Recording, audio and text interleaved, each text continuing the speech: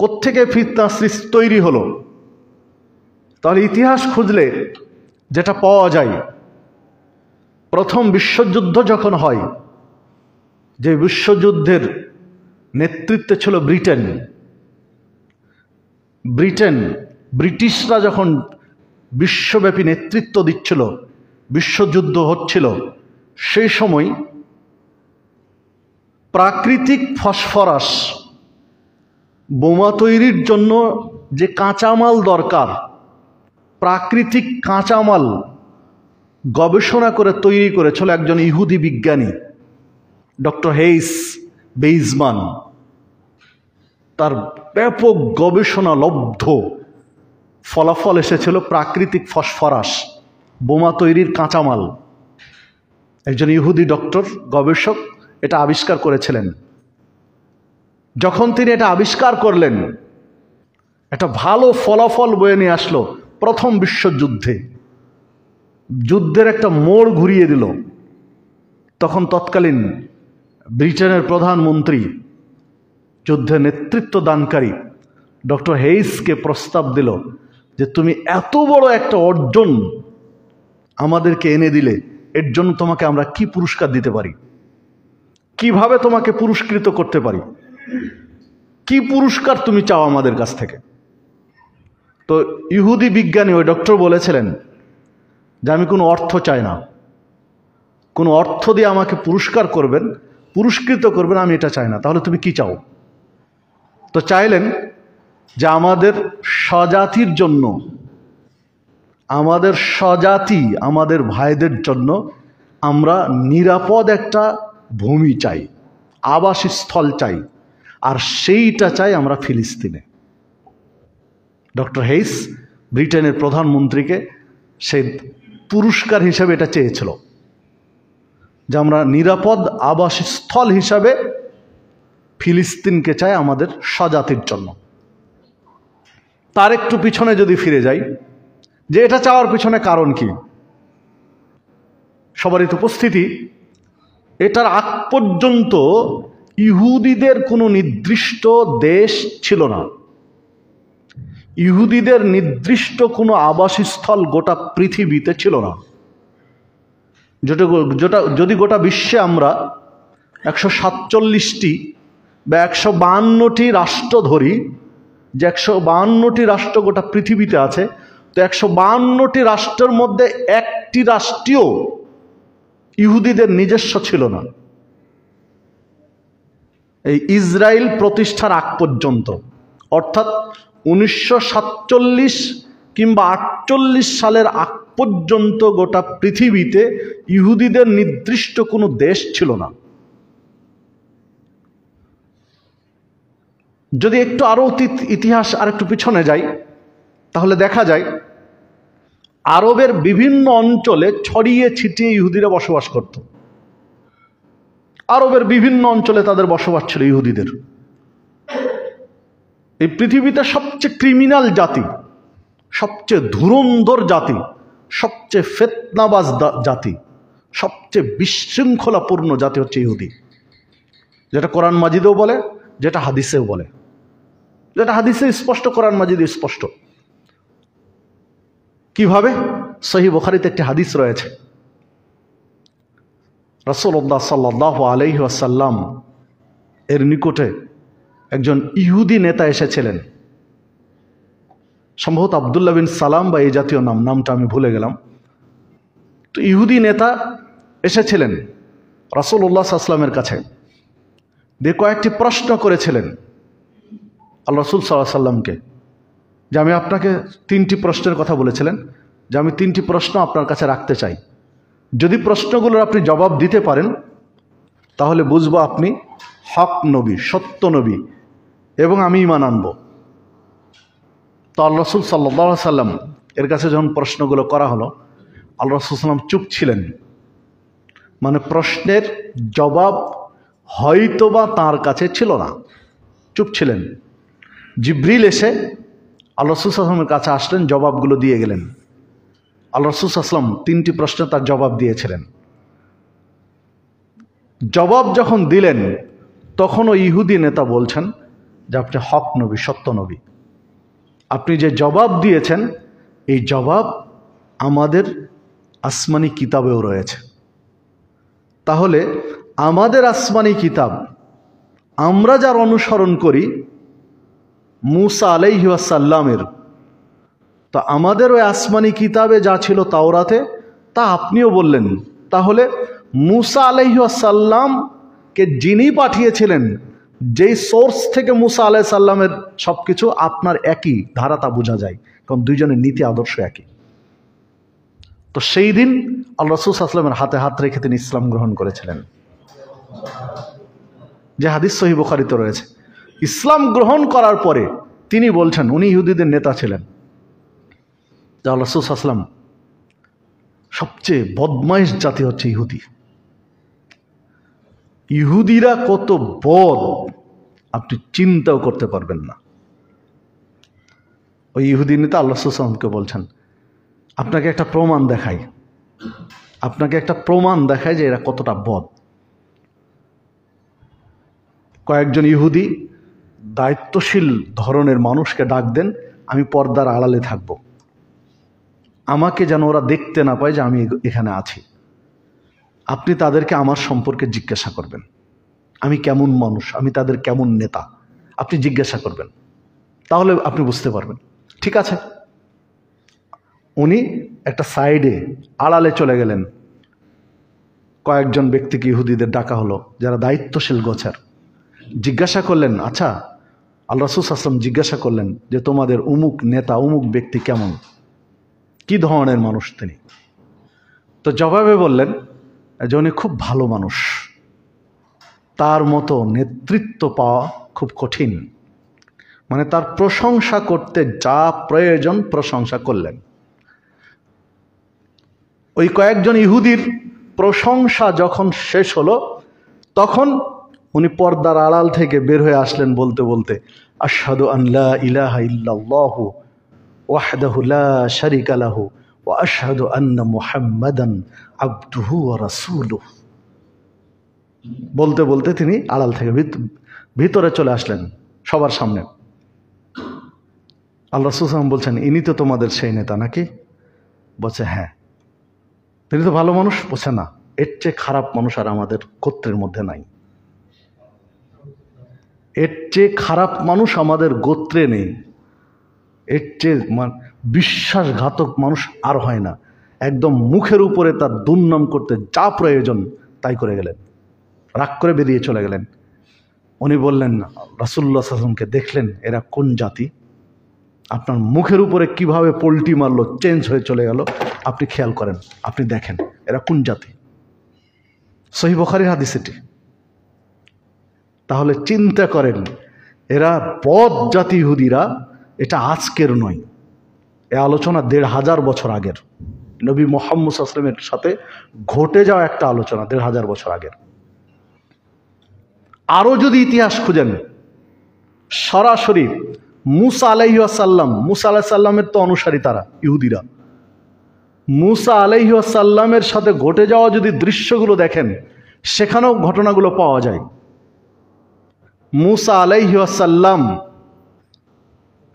যখন দাওয়াত দিলেন, মূসা আলাইহিস সালামের কাছে একটা পর্যায়ে প্রমাণ চাইল, যে প্রমাণ দিতে হবে যে আপনি হক নবী, প্রমাণ যদি দিতে পারেন ঈমান আনব। তার কি একটা প্রমাণ? যে আমাদের এখানে পানির ব্যবস্থা নেই, পানির ব্যবস্থা করতে হবে, মিষ্টি পানির ব্যবস্থা। পাশে বাহারে কুলজুম, লবণাক্ত পানি, লবণাক্ত পানি পান করা যায় না, মিষ্টি পানির ব্যবস্থা করে দেন। এই পাহাড়ের বুক চিরে পাথর ফেটে যেন পানি বেরিয়ে আসে। মূসা আলাইহিস সালাম আল্লাহর কাছে প্রার্থনা করলেন যে আল্লাহ তুমি ব্যবস্থা করে দাও। 12টা ঝর্ণা বেরিয়ে আসলো পাথরের বুক চিরে, মিষ্টি পানি। মানে ওরা 12টা গোত্র ছিল, তাই 12টা ঝর্ণা বেরিয়ে এসেছে। মানে এক গোত্র আর এক গোত্রের ঝর্ণাতে পানি পান করবে না, এরা হলো ওই জাতি। বিশ্লেষকগণ বলছেন কেন 12টা ঝর্ণার প্রয়োজন হলো? কারণ তার সেই যুগ থেকে ঝামেলাপূর্ণ। ঠিক যখন বাহারে কুলজুম পাড়ি দেয় ফেরাউনের কবল থেকে বাঁচার জন্য, তখনও কিন্তু 12টা রাস্তা বের হয়েছিল। মানে একজনের রাস্তা দিয়ে আরেকজন যাবে না, এক গোত্রের রাস্তা দিয়ে আরেক গোত্রের যাবে না। এক সময় এসে প্রস্তাব দিল মুসা আলাইহিস সালামকে যে সরাসরি আল্লাহকে না দেখা পর্যন্ত আমরা বিশ্বাস করব না। মানে আল্লাহকে দেখতে চাই। তুর পাহাড়ের সাথে যে ঘটনা, সেটা তো এই জাতি, মানে আল্লাহকে দেখে তারপর ঈমান আনবে। মানে এই প্রস্তাব ছিল সে সময় তাদের। এদিকে তিনি কিছুদিনের জন্য সেই এলাকায় গেলেন, এসে দেখেন তারা আবার বাছুর পূজায় লিপ্ত হয়েছে। সম্মানিত উপস্থিতি, এরকম ঘটনা যদি আমরা ইতিহাস খুঁজি, অনেক আলোচনা রয়েছে যে তারা ঝামেলাপূর্ণ একটা জাতি, যুগ যুগ ধরে, দীর্ঘদিন ধরে তাদের মধ্যে ঝামেলা রয়েছে, হাজার হাজার বছর আগের কথা। নবী মুহাম্মদ সাল্লাল্লাহু আলাইহি সাল্লাম আরবের মাটিতে তাদের স্থায়ী কোনো জায়গা দেননি। প্রথমে মদিনাতে বলে দিলেন যে মদিনা খাইবার বিজয়ের পরে তারা যখন বিশ্বাসঘাতকতা করলো, তখন বলে দিলেন মদিনাতে পবিত্র ভূমিতে তারা কোনো ইহুদি থাকতে পারবে না, এরা চলে যাবে। তাদেরকে মদিনা থেকে বের করে দিলেন। যখন খলিফা হলেন উমর রাদিয়াল্লাহু আনহু, তখন উমর রাদিয়াল্লাহু আনহু আরো এরিয়া বড় করে দিলেন। শুধু মদিনা নয়, মদিনার আশপাশের বড় একটা অঞ্চল ভাগ করে দিলেন। এই অঞ্চলে ওরা থাকতে পাবে না, কারণ থাকলেই মুসলিমদের সাথে বা মুনাফিকদের সাথে, বিশ্বাসঘাতকদের সাথে কুটনামি করে, অস্থিতিশীল পরিবেশ তৈরি করে। এরিয়া ভাগ করে দিলেন, এরিয়ার মধ্যে যেন কোনো ইহুদি না থাকে, কোনো ইহুদি যেন এই বড় এরিয়ার মধ্যে না থাকে। তো এইভাবে তারা তাড়া খেয়ে বেড়াতো। স্থায়ী তাদের কোনো আবাস ছিল না, তাদের বদমাইশির কারণে যুগ যুগ ধরে এই দেশ থেকে ওই দেশ, এই দেশ থেকে ওই দেশ। যখনই কোনো প্রভাবশালী নেতা এসেছেন, তখন তার দেশে তাদেরকে আশ্রয় দেননি, তাদেরকে ঠাঁই দেননি কোনো প্রভাবশালী নেতা আসলে। কারণ কোনো সময় তারা স্থিতিশীল সুন্দর পরিবেশ রাখতে দেয়নি, সবসময় পরিবেশকে অস্থিতিশীল করে রেখেছে। যদিও বা ইসলামের সাথে সম্পৃক্ত না, ইতিহাসের কিছু কথা আমরা যদি দেখি, যারা ইহুদিদেরকে শায়েস্তা করেছে তার মধ্যে একজন ব্যক্তি হচ্ছে হিটলার, যারা ইহুদিদেরকে ব্যাপকভাবে শায়েস্তা করেছে। তো হিটলার সবচেয়ে বেশি, সাধারণ এই যুগে এসে শেষ যুগের সবচেয়ে বেশি ইহুদিদের নিধন করেছে হিটলার। তেমনি যেটা ইতিহাস পাওয়া যায়, হিটলারের একটা উক্তি যে কিছু রেখে দিয়েছিল কেন, একদম শেষ কেন করে দেয়নি। তো তার একটা উক্তি ছিল যে আমি কিছু রেখে দিয়েছি, পরবর্তী বিশ্ববাসী যেন আমাকে বদনাম না করে, আমার দোষ না দেয় যে আমি কেন এদেরকে মেরেছি। সম্মানিত উপস্থিতি, আর একটা ইতিহাস পাওয়া যায়, ইহুদিদের মারার জন্য সবচেয়ে বেশি অবদান ছিল হিটলারের যে মন্ত্রী, সবসময় তার কাছে থাকত। যখন বিশ্বযুদ্ধে পরাজিত হলো হিটলার, তখন তো সবাই পালিয়ে গেল, আত্মগোপন করলো। তো এই পরাজিত এই মন্ত্রী, এই ব্যক্তি আত্মগোপন করেছিল ব্রাজিলে, ল্যাটিন আমেরিকার একটা রাষ্ট্র, ব্রাজিলে গিয়ে আত্মগোপন করেছিল। একেবারে প্রত্যন্ত অঞ্চলে ছদ্মবেশে তার বেশভূষা চেঞ্জ করে একটা কৃষি খামারে গিয়ে আত্মগোপন করেছিল, কাজকাম করত। দীর্ঘদিন যাবৎ আত্মগোপন করেই জীবন রক্ষা করেছিল, কিন্তু শেষ রক্ষা হয়নি। 1960 সালে এসে ইহুদিদের গোয়েন্দা সংস্থা মোসাদ তাকে আবিষ্কার করে ফেলে যে এই সেই লোক যেটা আমাদের জাতিকে সবচেয়ে বেশি হত্যা করেছে হিটলারকে দিয়ে। বুদ্ধি প্ল্যান ছিল এর। তো এরা ব্যাপক হারে প্রচার প্রসার করে তাকে হত্যা করবে। যখন তার মৃত্যু মঞ্চ সব প্রস্তুত, তখন একে প্রস্তাব দিল যে তোমার শেষ কোনো ইচ্ছা আছে কিনা, যদি তোমার শেষ কোনো ইচ্ছা থাকে তাহলে বলো, আমরা পূরণ করব। তো উনি শেষ ইচ্ছা পোষণ করেছিলেন, যেটা ইতিহাস বলে। ইতিহাস সত্য মিথ্যা আল্লাহ ভালো জানেন, যা ইতিহাসে পাই তা বলছি। তিনি বলেছিলেন যে আমার শেষ ইচ্ছা হলো তোমরা আমাকে একটু সুযোগ দাও, আমি একটু ইহুদি ধর্ম গ্রহণ করে মরতে চাই, আমি একটু ইহুদি ধর্ম গ্রহণের আমাকে সুযোগ দাও, আমি ইহুদি হয়ে মরতে চাই। তো তো তৎকালীন ইহুদি দায়িত্বশীলরা বলল যে তুমি কি বলতে চাচ্ছ? তুমি কি মনে করছো যে তুমি ইহুদি ধর্ম গ্রহণ করলে আমরা তোমাকে ছেড়ে দেব? ইহুদি ধর্ম গ্রহণ করলে তুমি জানে বেঁচে যাবে এটা ভাবছো, এই জন্য তুমি ইহুদি ধর্ম গ্রহণ করতে চাচ্ছ? অসম্ভব। কারণ সবচেয়ে বেশি মানুষ হত্যা করেছো তুমি। তোমার প্ল্যানে হিটলার আমাদের জাতিকে শেষ করেছে। তোমার রক্ষা নেই, তুমি যাই করো না কেন, ইহুদি ধর্ম গ্রহণ করো আর যাই করো। ওদের মধ্যে একজন জিজ্ঞাসা করলো যে আচ্ছা আপনি একটু বলবেন যে আপনার এই ইচ্ছাটা জাগলো কেন, আপনার এই শেষ ইচ্ছাটা জাগলো কেন যে ইহুদি হয়ে মরতে চাই? আরও তো অনেক ইচ্ছা থাকতে পারে। চুপ ছিলেন। বারবার যখন অনুরোধ করছে তখন উনি বললেন যে আসলে আমি ইহুদি ধর্ম গ্রহণ করে মরতে চাই এই জন্যই যে আমি মরার আগ পর্যন্ত, মরার মুহূর্তেও যেন আমি বুঝতে পারি যে আরেকজন ইহুদি মারা গেল। এই জন্য আমি ইহুদি ধর্ম গ্রহণ করে মরতে চাই। আমি মরার সময়ও আমি বুঝতে পারবো যে একজন ইহুদি পৃথিবী থেকে বিদায় নিল, এই জন্য আমি ইহুদি ধর্ম গ্রহণ করে মরতে চাই। সম্মানিত উপস্থিতি, তো যে কথা বলছিলাম যে ইহুদিরাই পৃথিবীতে সবচেয়ে ক্রিমিনাল জাতি, সবচেয়ে ধুরন্ধর জাতি। এরা কোনো সময় শান্তি শৃঙ্খলা পৃথিবীতে চায়নি। তাদের স্বার্থটাই তারা সব সময় দেখেছে, অন্যের স্বার্থ তারা কোনোদিন দেখেনি। তো ইহুদিরাই যখন ব্রিটেনের প্রধানমন্ত্রীকে ডক্টর হেইস বলল যে আমাদের জন্য একটা স্বাধীন রাষ্ট্র প্রয়োজন, আপনি ব্যবস্থা করে দিবেন, এটা আমি পুরস্কার চাই, আর কিছু চাই না। তো ওরা হচ্ছে খ্রিস্টান, এরা হচ্ছে ইহুদি, ওরা তো তাদের নিজের জায়গাগুলোতে এক। তাদের ব্যক্তিগত ধর্মীয় দ্বন্দ্ব থাকতে পারে, কিন্তু মুসলিমদের বিরুদ্ধে সারা পৃথিবীর মানুষ এক। পরস্পরের মধ্যে ইহুদি খ্রিস্টানদের মধ্যে ধর্মীয় ঝামেলা থাকতে পারে, ইহুদি খ্রিস্টানদের সাথে হিন্দুদের ধর্মীয় ঝামেলা থাকতে পারে, ইহুদি খ্রিস্টানদের সাথে বৌদ্ধদের ধর্মীয় ঝামেলা থাকতে পারে, কিন্তু মুসলিমদের বিষয়ে সারা পৃথিবীর অমুসলিমরা এক হয়ে যায়। এটা যুগ যুগ ধরে ইতিহাস, তাই ইতিহাস পড়লে তাই বোঝা যায়। যখনই মুসলিমদের বিষয় আসে তখন গোটা পৃথিবীর অমুসলিমরা এক হয়ে যায়। সম্মানিত উপস্থিতি, তারা খুশি হলো যে হ্যাঁ, ফিলিস্তিন তো পুরো একটা মুসলিম রাষ্ট্র এবং ঐতিহ্যবাহী মুসলিম রাষ্ট্র ফিলিস্তিন, যেখানে সহস্রাধিক নবী রাসূলদের আবির্ভাব ঘটেছে, যে ফিলিস্তিন কেন্দ্রিক। তো এইরকম একটা জায়গা ওরা চাচ্ছে দিতে, সমস্যা কি?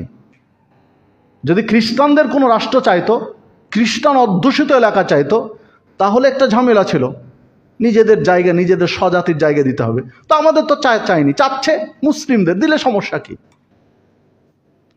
এই প্ল্যান, এই ছক আঁকা শুরু করলো ব্রিটেনের প্রধানমন্ত্রী সে সময় থেকে। 1918 সাল থেকে 1948 সাল পর্যন্ত 30 বছর ব্রিটেনের নিজস্ব তত্ত্বাবধানে রেখেছিল ফিলিস্তিনকে। এই 30 বছরে একেবারে নিপুণ প্ল্যান করে, নিখুঁত প্ল্যান করে, পর্যায়ক্রমে মুসলিমদেরকে নানান নির্যাতন করে, ধর্ষণ করে, বিভিন্ন ধরনের ঝামেলায় ফেলে বিভিন্ন রাষ্ট্রে বিতাড়ন করা হয়েছে।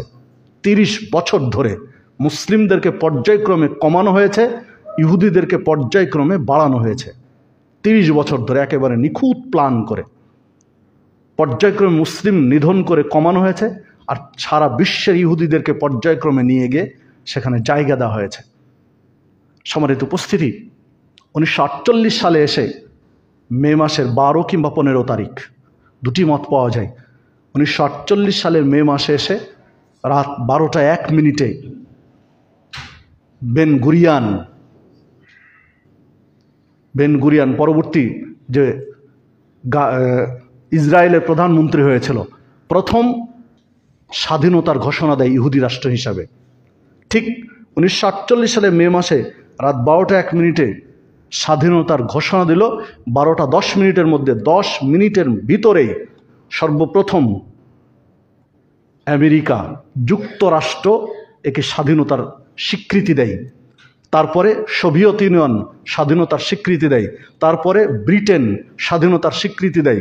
10 মিনিটের মধ্যেই ভেটো পাওয়ারের অধিকার রাখে এই সকল রাষ্ট্র তাকে স্বাধীনতার স্বীকৃতি দেয়, 10 মিনিটের মধ্যেই। একেবারে প্ল্যান মাফিক এটা যে একটা অবৈধ রাষ্ট্র, মুসলিমদের বিস্ফোরা, মধ্যপ্রাচ্যের বিস্ফোরা হিসাবে তারা এটাকে তৈরি করেছে, ইহুদি এবং খ্রিস্টান ঐক্যবদ্ধ হয়ে। সম্মানিত উপস্থিতি, অথচ এই ভূখণ্ড আরবদের, এই ভূখণ্ড মুসলিমদের, নবী রাসূলদের, তারা প্ল্যান মাফিক এই কাজটা করেছে। 1948 সাল থেকে এই যে যুদ্ধ চলছে আজও চলছে, বন্ধ হয়নি। 70 বছরের অধিক সময় ধরে এই হত্যাযজ্ঞ, গণহত্যা চলছে এই ফিলিস্তিনের উপরে। সম্মানিত উপস্থিতি, যদি 70 বছর ইতিহাস টানা হয় তাহলে বৃষ্টির মতো বোমা পড়েছে। 70 বছর ইতিহাস যদি আমরা পর্যালোচনা করি তাহলে একটা ভূখণ্ডে যে পরিমাণ বৃষ্টি হয়, হয়তোবা তাদের কোনো কোনো অঞ্চলে সেই পরিমাণ বোমা বর্ষণ হয়েছে। কত মানুষ মারা গেছে তার হিসাবের বাহিরে, কত মানুষ মারা গেছে। বর্তমান যে ঝামেলা চলছে, যে ফিতনা চলছে, এটা প্রায় 1.5 বছর থেকে এই ব্যাপক হারে চলছে। এই 1.5 বছরে প্রায় 60 থেকে 70 হাজার মানুষকে হত্যা করা হয়েছে ফিলিস্তিনে। আন্তর্জাতিক যে যুদ্ধনীতি, কোনো যুদ্ধনীতিকে তারা তোয়াক্কা করে না। আন্তর্জাতিক যে যুদ্ধনীতি রয়েছে, কোনো যুদ্ধনীতিকে তারা তোয়াক্কা করে না। যুদ্ধনীতি অনুযায়ী সাধারণ মানুষকে হত্যা করা যায় না, এটা যুদ্ধের ল, যে সাধারণ মানুষের উপর আক্রমণ করা যাবে না। দ্বিতীয়ত, নারীদের উপর আক্রমণ করা যাবে না। তৃতীয়ত, শিশুদের উপর আক্রমণ করা যাবে না। এগুলো যুদ্ধনীতি। কিন্তু দেখুন, এগুলো একটা তারা তোয়াক্কা করেনি। সাধারণ মানুষ, নারী, শিশু, বৃদ্ধ, কেউ তাদের থেকে নিরাপদ না। যুদ্ধনীতি অনুযায়ী কোনো স্থাপনা, বিশেষ করে মেডিকেল, ক্লিনিক, ফার্মেসি, এগুলোতে আক্রমণ করা যায় না। যুদ্ধ, কিছু আন্তর্জাতিক তো নীতিমালা থাকে, তার কিছুটা বাস্তবতা বলি। যদি আমাদের দেশে হরতাল হয়, অবরোধ হয়, কিন্তু হরতাল অবরোধে প্রত্যেকটা হাসপাতাল মুক্ত থাকে, এগুলো থেকে দেখেন খোলা থাকে। ওগুলো নীতিরই একটা কিন্তু নীতি, এমনিতে এগুলো হয় না। কিন্তু একেবারে আন্দোলন চলছে সারা দেশ, বাংলাদেশে হরতাল চলছে, অবরোধ চলছে, তারপরে দেখেন মেডিকেল খোলা আছে, ক্লিনিক খোলা আছে, ফার্মেসি খোলা আছে, কোনো গাড়ি ঘোড়া চলবে না, কিন্তু অ্যাম্বুলেন্স ঠিকই চলছে। এগুলো আন্তর্জাতিক নীতিমালারই ছোট ছোট একটা অংশ। সম্মানিত উপস্থিতি, তো সারা পৃথিবীর আন্তর্জাতিক একটা ল আছে, নিয়ম আছে। সে নিয়ম অনুযায়ী কোনো হাসপাতালে আক্রমণ করা যায় না, কোনো ক্লিনিকে আক্রমণ করা যায় না, কোনো ঔষধের ফ্যাক্টরিতে আক্রমণ করা যায় না, কোনো ফার্মেসি নষ্ট করা যায় না। অথচ এই 1.5 বছরে তারা প্রায় 90% ফিলিস্তিনিদের হাসপাতাল, ক্লিনিক, ফার্মেসি তারা ধ্বংস করেছে। এই 1.5 বছরে প্রায় 3 লক্ষাধিক বাড়িঘরকে ধ্বংসস্তূপে পরিণত করেছে। আর এগুলো সব আন্তর্জাতিক কোনো আইন তারা তোয়াক্কা করেনি। এগুলো তারা করছে, গোটা বিশ্বের অমুসলিমরা তাদেরকে সাপোর্ট করছে, গোটা বিশ্বের অমুসলিমরা তাদেরকে সাপোর্ট করছে, কেউ কথা বলে না। সম্মানিত উপস্থিতি, দেখুন এই ক্ষেত্রে মুসলিম বিশ্বের দায়িত্বশীল নেতৃবৃন্দ, তাদের যে ভূমিকা রাখা দরকার, তারাও সে ভূমিকা রাখেনি, তারাও সে ভূমিকা রাখতে পারেনি। কথা বললে তো অনেক বেশি হয়ে যায়। আমরা সবাই ইরান কেন্দ্রিক চিন্তা করি, যে ইরান পারমাণবিক ক্ষমতা আছে, কেউ মনে করি যে পারমাণবিক বোমা হয়তো বা তারা তৈরি করছে বা একটা পর্যায়ে আছে। ইরানের পক্ষ থেকে ফিলিস্তিনের উপরে সাহায্য আসবে, সহযোগিতা আসবে, এটা প্রায় অসম্ভব। আপনার যে যে বিশ্লেষণই করেন না কেন। তুরস্ক থেকে অনেকেই মনে করেন যে তুরস্কের মানুষ হয়তো বা ফিলিস্তিনের পক্ষে দাঁড়াবে। জি না, কারণ এখানে আকিদা, মানহাজগত সমস্যা রয়েছে। কারণ ফিলিস্তিনি মুসলিমদের আকিদা মানহাজ সালাফি আকিদা মানহাজের সাথে মিল আছে, কারণ এটা নবী রাসূলদের এরিয়া। তুরস্কের মানুষের আকিদা মানহাজ সালাফিদের মতো নয়, ইরানের মানুষের আকিদা মানহাজ সালাফিদের মতো নয়। আফগানিস্তানের মানুষ মনে করছেন এরা যুদ্ধে জয় হয়েছে, কয়েক হাজার আফগানি তালেবান বা আফগানি সৈনিক চলে যায় ফিলিস্তিন বিজয় করে দিবে, এই চিন্তা ঝেড়ে ফেলে দেন। কারণ আফগানিস্তানের আকীদা সালাফি মানহাজের নয়। আফগান বিজয় হওয়ার পরেও সালাফি আলেম ওলামাদেরকে হত্যা করা হয়েছে।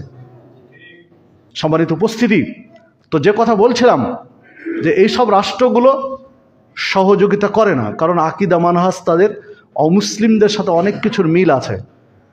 সম্মানিত উপস্থিতি, এই ক্ষেত্রে যারা সালাফি আকীদা মানহাজে রয়েছেন তাদের এগিয়ে আসা উচিত। আপনার আমার করণীয় কি? আপনি আমি কি করতে পারি এই ক্ষেত্রে? আপনি আমি কিভাবে তাদের জন্য এগিয়ে যেতে পারি? এগিয়ে যাওয়ার কিছু রাস্তা আছে। যদি রাষ্ট্রীয়ভাবে ধরেন জাতিসংঘের মাধ্যমে যদি সেখানে যুদ্ধ বন্ধের কোনো মিশন যায়, তাহলে বাংলাদেশের সেনাবাহিনীকে দেশ পাঠাতে পারে। সাধারণ মানুষের যদি সাহায্য চায় রাষ্ট্র, তাহলে সেখানে আপনার আমার অংশীদার হওয়ার সুযোগ আছে। এটা একটা দিক। আর একটা দিক হলো অর্থনৈতিকভাবে বিপর্যস্ত, যুগ যুগ ধরে ৭০ বছর ধরে যদি একটা রাষ্ট্রে যুদ্ধ বিধ্বস্ত হয়, তাহলে সেই রাষ্ট্রের অর্থনৈতিক মেরুদণ্ড অবকাঠামো টিকে থাকতে পারে না, ভেঙে চুরমার হয়ে গেছে অর্থনৈতিক মেরুদণ্ড। এই ক্ষেত্রে অর্থনৈতিকভাবে তাদের পাশে দাঁড়ানো, এটা আপনি আমি চাইলে পারি। এটা আপনি আমি চাইলে, এটা সরকারের সাথে সম্পৃক্ত না, এটা আপনার আমার ব্যক্তিগত দায়িত্ব, ইমানি দায়িত্ব। অর্থনৈতিকভাবে অর্থনৈতিক সহযোগিতা নিয়ে তাদের পাশে দাঁড়ানো। বাংলাদেশে একাধিক গ্রুপ আছে, বিশ্বস্ত গ্রুপ, টিম, সেন্টার আছে একাধিক বিশ্বস্ত, যাদের কাছে আপনি অর্থ পৌঁছে দিলে ফিলিস্তিনি নির্যাতিত মুসলিমদের সাহায্যের জন্য তারা পৌঁছে দিবেন। আপনি চাইলে কি আপনার আমার দায়িত্ব তাদের কাছে সহযোগিতা পৌঁছে দেওয়া, অর্থনৈতিকভাবে যে যতটুকু পারবেন তাদের কাছে পৌঁছে দিলেন। ফিলিস্তিনি মুসলিম ভাইদেরকে যেন এই অর্থ দিয়ে যতটুকু পারে একটু সাহায্য করে, সহযোগিতা করে। এই জায়গায় আপনার আমার অবদান রাখা উচিত। তৃতীয়ত, আন্তরিকভাবে দোয়া করা, আন্তরিকভাবে তাদের জন্য দোয়া করা যেন আল্লাহ রাব্বুল আলামিন তাদেরকে তার রহমতের চাদরে আবৃত করে নেন। আল্লাহ রাব্বুল আলামিন যেন তাদেরকে নিরাপত্তা দান করেন, স্বাধীন ভূখণ্ডের ব্যবস্থা করে দেন। এই দোয়া করা তাদের জন্য দরকার। দেখুন, নবী রাসূলগণ পর্যন্ত নির্যাতিত হয়ে বদদোয়া করেছেন নির্যাতনকারী জালেমদের উপরে। সাহাবায়ে কেরাম নির্যাতিত হয়ে জালেমদের বিরুদ্ধে বদদোয়া করেছেন। খুবাইব রাদিয়াল্লাহু আনহুকে আল্লাহ রাসূল সাল্লাল্লাহু আলাইহি ওয়াসাল্লাম, যে হাদিস সহিহ বুখারীতে বর্ণিত হয়েছে, আল্লাহ রাসূল সাল্লাল্লাহু আলাইহি ওয়াসাল্লাম খুবাইব রাদিয়াল্লাহু আনহুকে কিছু সাহাবী দিয়ে একটা মিশনে পাঠিয়েছিলেন, একটা বিষয়ের সমস্যার সমাধানের জন্য পাঠিয়েছিলেন। কিছু সাহাবী সাথে দিয়েছিলেন। তো তাঁরা গিয়ে ইহুদি খ্রিস্টানদের কবলে পড়ে গেলেন।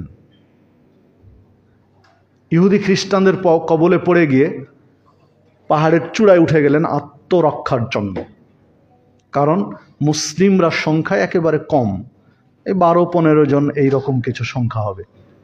তো পাহাড়ের চূড়ায় উঠে গেলেন, চারিদিক ঘিরে নিল। পাহাড়ের নিচ থেকে চারিদিক ঘিরে নিয়ে তীর নিক্ষেপ করা শুরু করলো। নিচ থেকে প্রস্তাব দিল, তোমরা যদি আত্মসমর্পণ করো, পাহাড় থেকে নেমে আসো, তাহলে তোমাদেরকে ছেড়ে দেব, তোমাদের সাথে একটা সমঝোতা বা যাই হয় হবে, কিন্তু হত্যা করব না তোমাদেরকে। তো খুবাইব রাদিয়াল্লাহু আনহু ছিলেন ওই গ্রুপ লিডার, ওই দলের নেতা ছিলেন। তো খুবাইব রাদিয়াল্লাহু আনহু বললেন যে, দেখো, তাদের এই কথায় তোমরা নতি স্বীকার করো না, নত হও না, তাদের প্রস্তাবে রাজি হও না, কারণ এরা ইহুদি, কথা বলছে এরা ইহুদি, এদের কোনো কথায় বিশ্বাস করা যাবে না। আমরা যতটুকু বুঝেছি জেনেছি তাতে এদের কথায় বিশ্বাস করা যাবে, নামও না। কিন্তু যে কয়েকজন ছিলেন 12-15 জন, তাদের মধ্যে বেশিরভাগই একমত হলেন যে আমরা তো এখানে একেবারে সংখ্যায় কম, মাত্র কয়েকজন, তারা গোটা পাহাড় ঘিরে রয়েছে, সমঝোতা ছাড়া কিভাবে এখানে টিকা সম্ভব। খোবাইব রাদিয়াল্লাহু আনহু বললেন, না, তাদের সাথে যুদ্ধ করব, হয় শহীদ হয়ে যাব আর নাহলে গাজী হয়ে ফিরে যাব। আল্লাহ রাসূল সাল্লাল্লাহু আলাইহি ওয়াসাল্লাম মিশনে পাঠিয়েছিলেন এখানে বিজয় হয়ে তার কাছে ফিরে যাব, নাহলে শহীদ হয়ে যাব, কিন্তু তাদের সাথে কোনো সমঝোতা করব না, এরা ইহুদি, এরা বিশ্বাসঘাতক।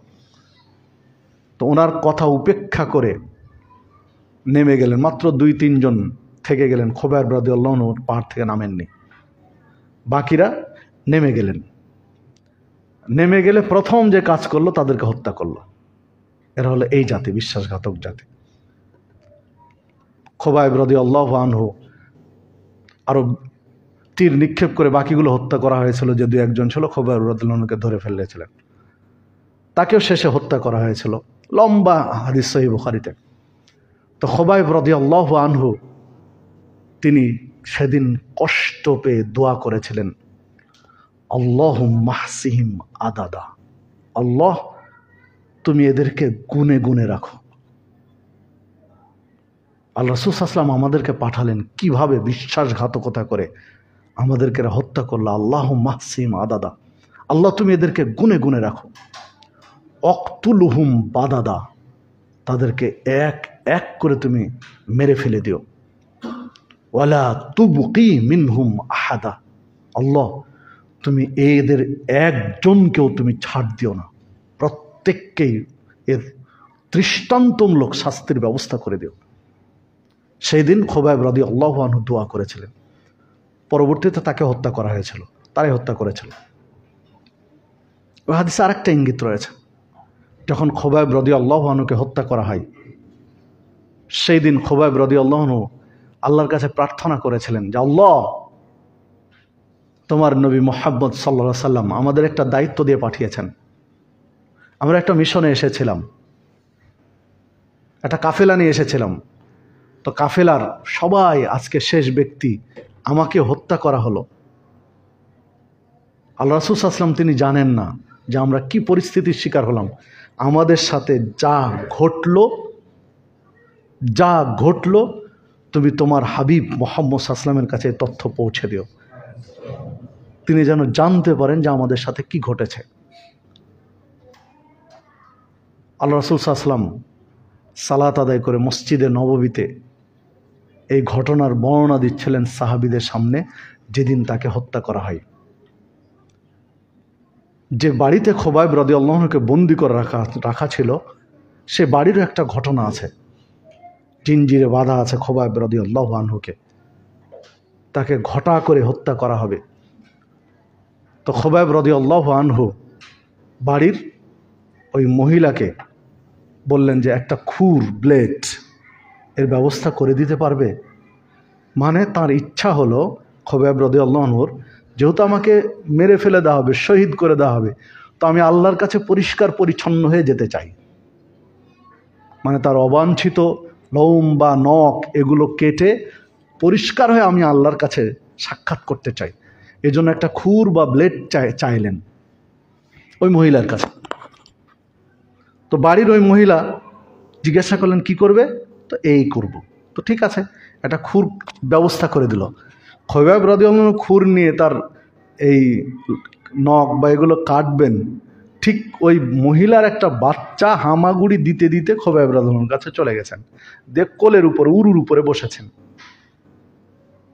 মহিলা একদম ভয় পেয়ে আটকে উঠল যে একটু পরে যাকে হত্যা করা হবে তার কোলে গিয়ে বসে গেছে তার বাচ্চা, হাতে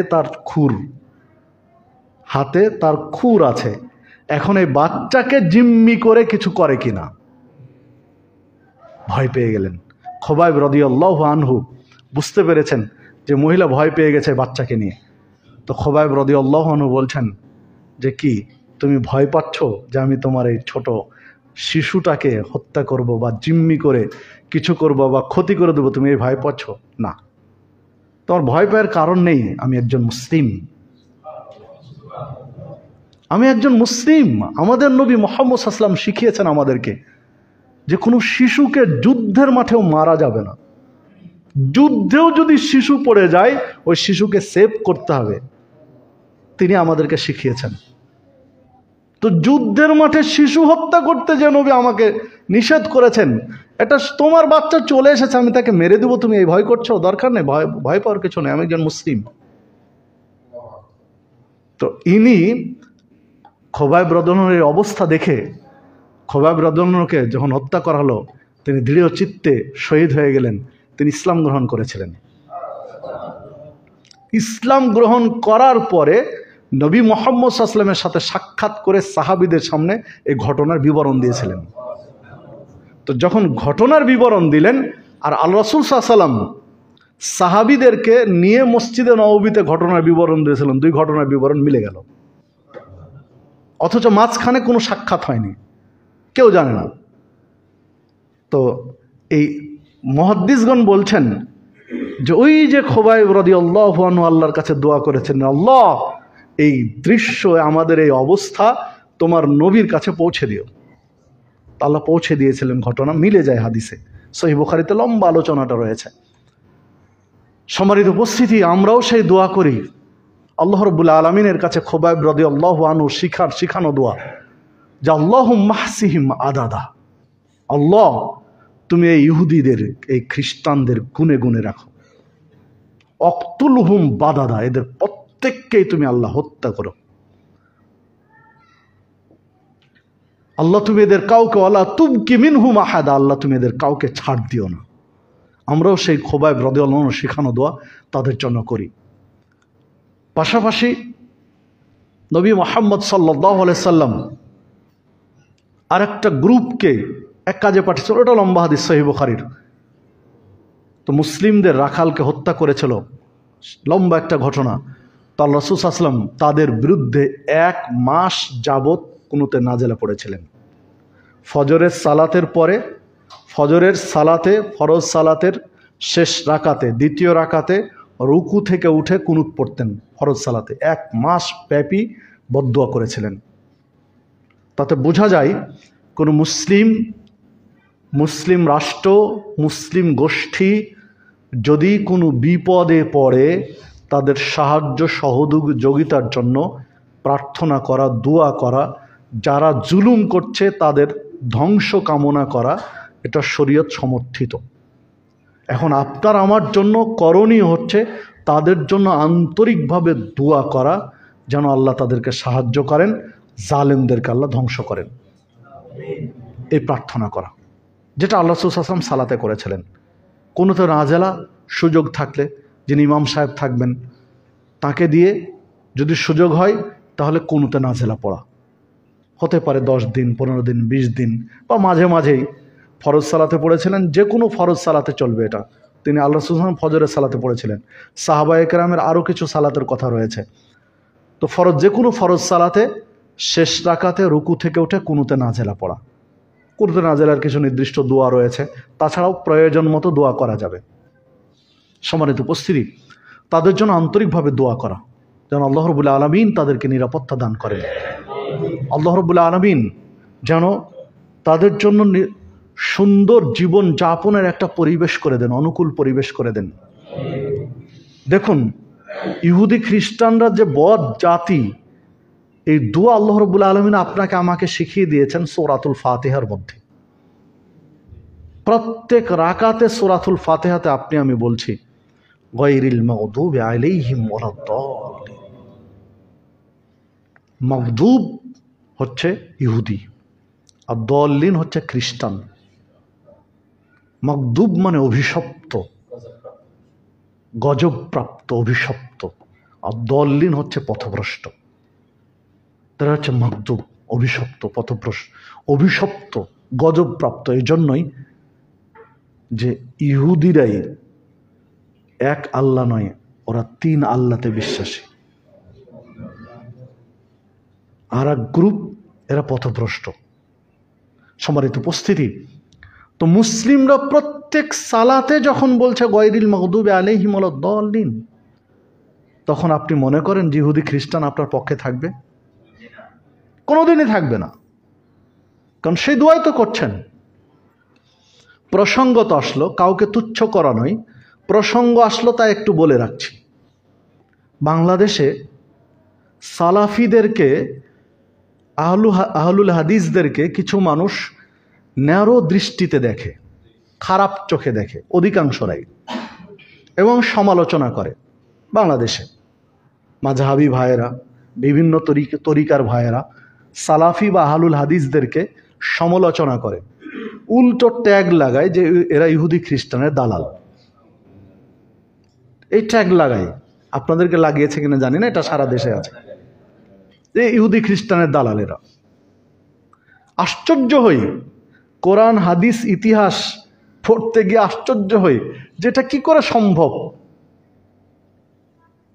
একটা বাংলায় কথা আছে, চোরের মায়ের বড় গলা, যে চুরি করবে সে চিল্লায় বেশি। তো এইরকমই মনে হয় বিষয়টা, যে এরা কি করে সালাফি আহলুল হাদিসরা কিভাবে ইহুদি খ্রিস্টানদের দালাল হতে পারে।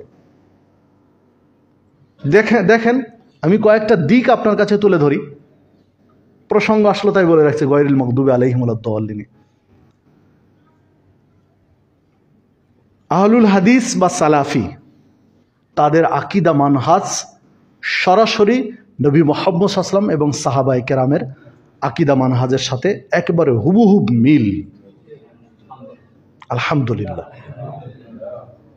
আজও যদি এই মিম্বারে একজন খতিব এসে দাঁড়িয়েছেন, যে খতিবকে আপনারা কেউ চেনেন না, যার সম্পর্কে কেউ কিছুই জানেন না, তিনি এই মেম্বারে দাঁড়িয়ে যদি সরাসরি হাদিসের রেফারেন্স দিয়ে, হাদিসের নাম্বার দিয়ে, অথবা কোরআন মাজিদের আয়াত দিয়ে বলে যে আপনাদের মধ্যে এটা ত্রুটি, এটা ভুল, সংশোধন হওয়া দরকার, আমার বিশ্বাস সবাই মেনে নেবে। কারণ এটা সরাসরি আল্লাহ এবং আল্লাহ রাসূল সাল্লাল্লাহু আলাইহি ওয়াসাল্লাম এবং সাহাবায়ে কেরামের অনুসরণে এই জাতি, এই গোষ্ঠী আহলুল হাদিস সালাফিরা জীবনযাপন করে। অনেক বিষয় আমরা নিজেরা ভুল করেছি, যখন কোরআন হাদিস পড়তে এসে জেনেছি ভুল, ছেড়ে দিয়েছি। তোয়াক্কা করিনি বাপদাদা কি করেছে, তোয়াক্কা করিনি ওস্তাদ কি করেছেন, মেনে নিয়েছি। সম্মানিত উপস্থিতি, তো দেখুন আমাদের আকীদা মানহাজ হচ্ছে লা সলাতা লিমান লাম ইয়াকরা ইল্লা বিফাতিহাতিল কিতাব। ওই ব্যক্তির সালাত শুদ্ধ নয় যে ব্যক্তি সালাতে সূরাতুল ফাতিহা পাঠ করে না। কারণ সূরাতুল ফাতিহার মধ্যে সবচেয়ে বড় দোয়াগুলো রয়েছে। তো আমরা প্রত্যেকেই সূরাতুল ফাতিহা পাঠ করি, ইমাম, মুক্তাদি, জেহরি সালাতে, সেররি সালাতে, প্রকাশ্য তেলাওয়াতে, গোপন তেলাওয়াতে, ফরজে, সুন্নাতে, বেতেরে, যে কোনো সালাতে প্রত্যেকেই সূরাতুল ফাতিহা আমরা পাঠ করি। আল্লাহ রাসূল সাল্লাল্লাহু আলাইহি ওয়াসাল্লাম বলেছেন তাই পাঠ করি। লা সালাতা লিমান লাম ইয়াকরা বিফাতিহাতিল কিতাব বলেছেন, তাই আমরা প্রত্যেকেই সালাতে সূরাতুল ফাতিহা পাঠ করি। মানে প্রত্যেকেই গায়রিল মাগদুবি আলাইহিম ওয়ালাদ-দাল্লিন এটা বলি প্রত্যেক রাকাতে। আমরা ইমাম, মুক্তাদি, মুসাল্লি প্রত্যেক রাকাতে, প্রত্যেক দিন প্রত্যেকেই ইহুদি খ্রিস্টানদের ধ্বংস কামনা করি। বিশ্লেষকদের কেউ কেউ বলছেন যে সূরা ফাতিহা ইমাম বললে যথেষ্ট, মুক্তাদিদের বলা লাগবে না। এই যে চেতনা এসেছে, এর মধ্যে ইহুদি খ্রিস্টানদের একটা সূক্ষ্ম ষড়যন্ত্র রয়েছে। কারণ মুসলিমরা ধ্বংস কামনা করবে প্রত্যেক রাকাতে, এদেরকে যদি সূরাতুল ফাতিহা থেকে দূরে সরিয়ে দেওয়া যায় তো প্রত্যেক দিন প্রত্যেক রাকাতে হাজার হাজার লক্ষ লক্ষ মুসলিমের ধ্বংসের বদদুয়া থেকে তারা বেঁচে গেল। তাহলে সূরাতুল ফাতিহা পড়ছে না তারা, ইহুদি খ্রিস্টানদের উপরে ধ্বংস কামনা করছে না তারা, করছি আমরা। উল্টো আমরা কি করে দালাল হলাম? এক। দ্বিতীয়ত দেখুন, আয়েশা সিদ্দিকা রাদিয়াল্লাহু আনহা থেকে একটি হাদিস বর্ণিত হয়েছে, রাসূলুল্লাহ সাল্লাল্লাহু আলাইহি ওয়াসাল্লাম বলেছেন, মুসলিমদের সবচেয়ে বেশি কষ্ট পায় দুইটি জিনিসে ইহুদিরা। এক, আমিন বলাতে, আর এক সালাম দেওয়াতে। মুসলিমরা পরস্পর সালাম দিলেই ইহুদিরা একেবারে জ্বলে পুড়ে মরে, হিংসায় ফেটে পড়ে। মুসলিমরা যখন আমিন বলে তখন তাদের একবারে হিংসার সর্বোচ্চ পর্যায়ে চলে যায়, মেনে নিতে পারে না। কারণ গায়রিল মাগদুবি আলাইহিম ওয়ালাদ-দাল্লিন, অভিশপ্ত এবং পথভ্রষ্ট থেকে আল্লাহ তুমি রক্ষা করো ইহুদি খ্রিস্টান থেকে, আর একসাথে বলে আমিন আল্লাহ কবুল করো, এটা মেনে নিতে পারে না। এই আমলটা সালাফিরা করে, আলহামদুলিল্লাহ। একসাথে আমিন বলে, আমিন তারা বলে না, আমিন তারা বলে না, বলা লাগবে না, চুপ থাকলেই হবে, চুপ করে থাকলে হবে, পার। তাহলে আমরা কি করে ইহুদি খ্রিস্টানদের দালাল হলাম? আমরা কি করে হলাম? আমরা ধ্বংস কামনা করছি, আমরা ওদের গায়ে আগুন জ্বালানোর মতো হিংসায় ফেটে পড়ে মরবে, ওই আমল আমরা করছি, ওরা করবে না, অথচ আমরা হলাম দালাল। কি করে বুঝে আসে না, মিলে না। সম্মানিত উপস্থিতি, ওহাবি বলা হয় আহলুল হাদিসদেরকে। ওহাবি আন্দোলনের দিকে যদি যাই তাহলে দেখা যায় এদেরকে ওহাবি বলা হয়। এর যৌক্তিকতা কতটুকু দেখুন। আহলুল হাদিস বা সালাফিদেরকে রফুল এদেন করা, পায়ে পা মিলানো, জোরে আমিন বলা, এসবের কারণে ব্রিটিশ পিরিয়ডে ফাঁসির কাষ্ঠে বহু আলেমকে ঝুলানো হয়েছে এই ভারত উপমহাদেশে। ইংরেজদের আমলে ব্রিটিশ পিরিয়ডে অনেক পাবেন। ফলশ্রুতিতে দেখুন, আহলুল হাদিস সালাফিরা শহর কেন্দ্রিক নয়, একেবারে প্রত্যন্ত অঞ্চলে গ্রাম কেন্দ্রিক। কারণ ওই ব্রিটিশদের কবল থেকে বাঁচার জন্য সালাফিরা, আহলুল হাদিসরা একদম তৃণমূল পর্যায়ে গ্রামে গ্রামে গিয়ে আত্মগোপন করেছে, বসতি স্থাপন করেছে, শহর তারা ছেড়ে দিয়েছে। এগুলো ইতিহাস খুঁজলে পাওয়া যায়। তো ব্রিটিশরা, ইংরেজরা, ইহুদি খ্রিস্টানরা আহলুল হাদিস সালাফিদের আলেমদেরকে হত্যা করলো, অথচ এরাই নাকি দালাল।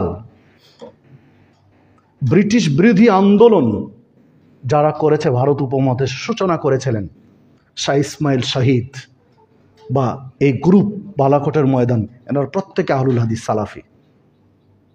আর ওই সময় ব্রিটিশদের বিরুদ্ধে জেহাদ করা যাবে না ফতোয়া যারা দিয়েছিলেন তারা গায়ের আহলে হাদিস। তো ওনারা হলেন না, হলাম আমরা।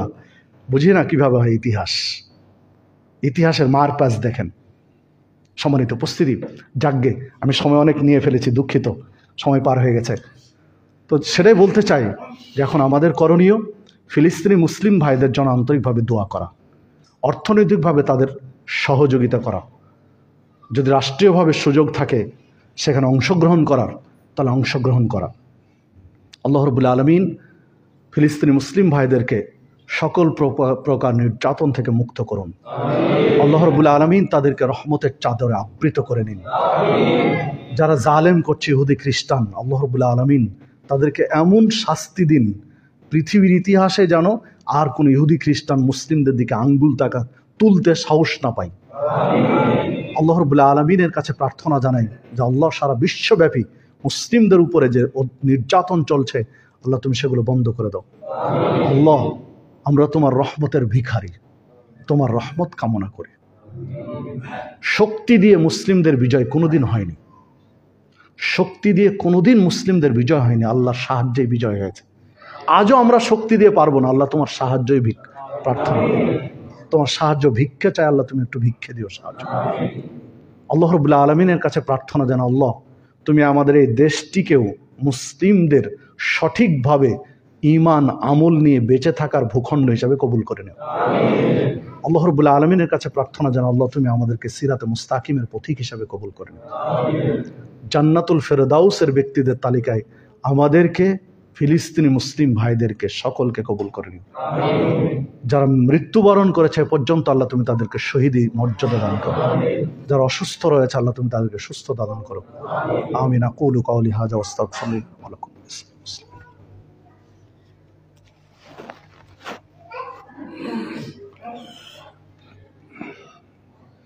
নাহমাদুহু ওয়া নুসাল্লি আলা রাসূলিহিল কারীম। আউযু বিল্লাহি মিনাশ শাইতানির রাজীম। মা কানা মুহাম্মাদুন আবা আহাদিম মির রিজালিকুম ওয়ালাকিন রাসূলুল্লাহি ওয়া খাতামান নাবিয়্যিন ওয়া কানা আল্লাহু বিকুল্লি শাইইন আলীমা।